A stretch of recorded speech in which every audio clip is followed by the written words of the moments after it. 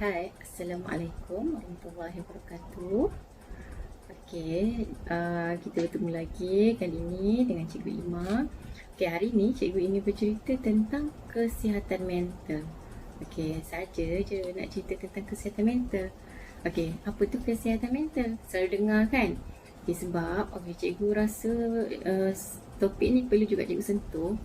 Sebab mungkin sebab kita duduk kat rumah kan, duduk kat rumah tak boleh nak keluar, mungkin stres, lama-lama mungkin boleh juga jadi kemurungan dan sebagainya. Hal ini disebabkan oleh adalah murid cikgu kontak, cakap, cikgu saya rasa macam saya kena panic attack. Contoh macam tu. Jadi kenapa hal itu berlaku kan? Okey, so ayuh kita tahu dulu apa itu kesihatan mental. Okey, kesihatan mental adalah dia kata situasi di mana seseorang individu tu menyedari potensinya boleh berdaya tindak terhadap stres kehidupan, boleh bekerja dengan produktif ya, dan boleh menyumbang kepada masyarakat. So maksudnya kat situ dia sihat, boleh buat sesuatu dengan baik lah. Itu maksud kesihatan mental. Okey, kesihatan mental juga merujuk kepada macam mana orang tu berfikir, macam mana kita lah, kita kan, macam mana kita berfikir, macam mana kita merasa, macam mana kita bertindak. Okey, seterusnya cara kita menghadapi masalah dan cara kita mengatasi masalah juga. Okey, dan yang ketiga, bagaimana cara kita berinteraksi dengan orang lain. Okey, dia kata kesihatan mental merujuk kepada 3 perkara tadi. Okey, contoh masalah kesihatan mental. Okey, contohnya adalah kemurungan. Kemurungan. Seterusnya kecelaruan kebimbangan umum, kecelaruan panik, tadilah cikgu sebutkan panic attack. Okey, kecelaruan obsesif kompulsif, kecelaruan stres selepas trauma serta gangguan tidur. Gangguan tidur, so maksudnya mungkin dia tak boleh nak tidur. Macam itulah lebih kurang gangguan kan, maksudnya tak normal lah waktu tidur dia, pola tidur dia mungkin tak normal, tak macam kebiasaan. Okey, cikgu tak nak sentuh panjang benda ni. Okey, seterusnya apakah yang mempengaruhi kesihatan mental? Okey, contoh mungkin sebelum ni kita sihat, tiba-tiba kita rasa macam ada gangguan-gangguan tadi, tiba-tiba rasa macam seolah-olah kemurungan dan sebagainya kan. So inilah antara perkara yang mempengaruhi kesihatan mental. Yang pertama, corak ataupun cara asuhan seseorang, macam mana dia diasuh dan sebagainya. Okey, itu mempengaruhi juga kesihatan mental dia. Yang kedua, tahap pendidikan. Okey, yang ni cikgu sentuh secara umum sahaja ya. Okey, yang ketiga, agama dan budaya hidup. Okey, yang keempat, pengaruh persekitaran. Tak kisahlah sama ada rakan sebaya, guru-guru, kawan-kawan dan sebagainya lah. Okey, yang seterusnya, keistimewaan, kelemahan dan pencapaian seseorang. Dan yang terakhir adalah kesihatan fizikal. Kesihatan fizikal pun mempengaruhi kesihatan mental. Mungkin kita kena sakit kan, sakit, so sakit tu mungkin lama, mungkin kita rasa stres, sehingga mengganggu kesihatan mental. Okey, itulah maksudnya. Okey, seterusnya kesihatan mental mempengaruhi kesihatan fizikal, kualiti kehidupan dan produktiviti seseorang. Okey, so saling mempengaruhi lah sebenarnya antara kesihatan fizikal dan kesihatan mental. Okey, seterusnya apakah itu kemurungan? Kan, cikgu yakin dan percaya kalau tengok murid-murid cikgu pun ada ramai juga yang tahu tentang kemurungan. So mungkin mengalami lah kan, ataupun rasa seolah-olah ada ciri-ciri kemurungan, ataupun mungkin anda stres lah sehingga anda mencari maklumat tentang kemurungan. Okey, dia kata kat sini kemurungan adalah gangguan perasaan yang menyebabkan seseorang itu merasa sedih yang berpanjangan. Okey, bukan sedih biasa-biasa ya, sedih yang berpanjangan, keletihan dan tiada tenaga, cepat marah serta kehilangan minat dalam aktiviti harian. Ada tak minat dah nak buat aktiviti yang selalu buat. Contoh kan sekarang PDPR, tak seronok lah, maksud tak buat kan. Okey, ia berlarutan sekurang-kurangnya 2 minggu. Tak ada kata-kata sehari kena terus awak cakap awak ni kemurungan. Tidak, ada cakap kat sini sekurang-kurangnya 2 minggu. Okey, perkara-perkara ni lah kan berlaku lebih kurang 2 minggu. Okey, penyakit ini juga dihidapi kepada sesiapa sahaja. Dia boleh kena pada sesiapa sahaja, tak kisah dia umur berapa, jantina apa, bangsa apa, tak kisah, siapa-siapa sahaja boleh kena. Okay, kemurungan boleh berlangsung lama sehingga berbulan-bulan atau bertahun-tahun. So kat sini paling kurangnya 2 minggu. Dan paling lama sampai bertahun-tahun. Okay, so kita pergi kepada tanda-tanda kemurungan.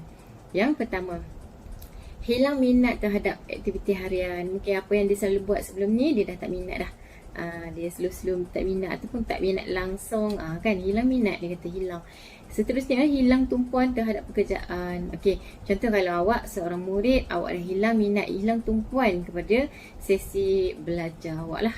Okey, kalau awak seorang pekerja, awak hilang minat juga terhadap apa yang awak buat sebagai seorang pekerja. Okey, seterusnya masalah atau gangguan tidur ni seolah-olah pengulangan lah atau peneguhan terhadap apa yang cikgu dah sebut sebelum ni. Okey ya. Masalah atau gangguan tidur, nak tidur tak boleh nak tidur, dah paksa dah tutup mata, tutup lampu semua tak boleh nak tidur. So tidur anda terganggu, tak boleh nak tidur. Okey, ataupun tidur berlebihan, boleh jadi juga. Okey, maksudnya tidur yang tidak normal ya, gangguan tidur. Perubahan selera makan, ni pun macam tadi jugalah, sama ada berlebihan atau berkurangan dan sebagainya lah.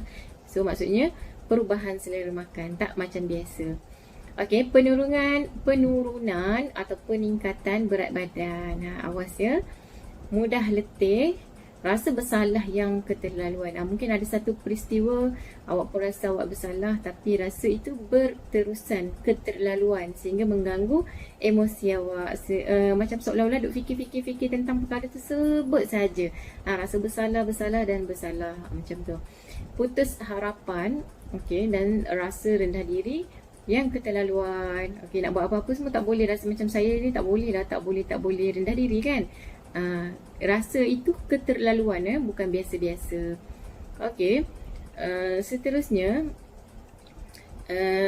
cikgu nak sentuh tentang macam mana anda boleh menolong diri sendiri dan orang lain. Okey, contoh jika anda sendiri mengalami kemurungan, macam mana cara nak menolong diri sendiri. Okey, selain mendapatkan nasihat profesional, terdapat beberapa perkara yang anda boleh lakukan untuk membantu diri anda sendiri ataupun orang lain yang menghadapi penyakit fizikal. Okey, mungkin ni disebabkan oleh penyakit fizikal, dia rasa mengalami masalah mental tadi kan. Mungkin disebabkan oleh sakit-sakit apa yang dia alami, dia stres. Okey, itu sajalah kan yang kat situ. Okey, cara dia macam mana kan? Berkongsi kebimbangan dan masalah dengan orang lain. Okey, so kita tak salah tahu nak berkongsi, nak bercerita, bukannya nak membawang. Okey, bukan itu maksudnya, tapi kita meluahkan. Okey, anda mungkin merasa lega selepas berkongsi masalah anda. Okey, so bila cakap pasal berkongsi ni, awak boleh je kongsi dengan orang yang awak percaya, sama ada ibu bapa, kawan rapat, atau kalau tak ada pilihan, kalau masa cuti sekarang kan susah nak jumpa cikgu, awak boleh je contact cikgu. Okey, mungkin kita boleh chat, awak cerita, ataupun cikgu boleh call. Kan, itu ikut kesediaan awak lah. Mungkin awak lagi selesa untuk berjumpa, bercerita berhadapan, boleh cari orang yang terdekat lah, seperti ibu bapa ataupun adik-beradik. Okey, seterusnya bertanya kepada doktor anda tentang perkara-perkara yang anda tidak pasti tentang penyakit. So boleh tanya orang yang pakar lah, orang yang berautoriti untuk menjelaskan perkara tersebut. Seterusnya, imbangi keperluan kehidupan anda dengan halangan akibat penyakit. Ketahuilah tahap kemampuan anda. So maksudnya contoh kita tak boleh nak buat, contoh macam kita sakit tadi, so jangan terlalu memaksa diri. Nak buat juga, saya nak buat, tak tahu tak mampu kan. So maksudnya terima kenyataan, macam tu. Seterusnya ni semua orang cakap kan, kalau tak bukan masalah kesihatan mental sekalipun, ini adalah sepatutnya kita buat, iaitu amalkan pemakanan yang seimbang dan sihat. Hilang selera makan akibat kemurungan boleh merumitkan kesihatan mental. Okey, sebab apa dah ada masalah gangguan kesihatan mental kan, tambah-tambah tak selera makan, nanti kesihatan fizikal pun terjejas. Okey, seterusnya melakukan senaman sebagai aktiviti harian. Okey, boleh mulakan dengan perkara yang simple lah, mungkin berjalan dalam kawasan rumah, Okey, ataupun jogging. Okey, buat yang simple saja. Mulakan dengan simple, jangan tak buat langsung. Macam tu. Dan yang terakhir, amalkan pengambilan ubat-ubatan mengikut nasihat doktor. Ni contohnya sekiranya awak dah jumpa doktor. Okey, kalau awak dah jumpa doktor, akan adalah ubat-ubatan yang dibekalkan sekiranya perlu.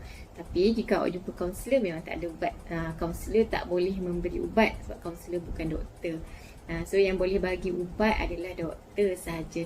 So kalau awak jumpa kaunselor, jumpa kawan-kawan hanya sekadar untuk meluahkan atau kita bincang agak-agak apa ya sebenarnya yang mengganggu fikiran awak, dia lebih kepada begitu saja. Kalau untuk dapatkan ubat, mungkin awak rasa tahap yang awak alami itu teruk, awak memang patut untuk jumpa doktor. Ya, perlu ya. Jangan tangguh-tangguh, benda ni tidak akan pulih sendiri, kita kena berusaha. Okey. So itu saja perkongsian cikgu hari ini tentang gangguan kesihatan mental. So diharap kita semua terhindarlah daripada mengalami gangguan kepada kesihatan mental. Semoga kita sentiasa sihat sama ada dari sudut mental maupun fizikal. Okey, sama-sama kita mengamalkan gaya hidup yang sihat.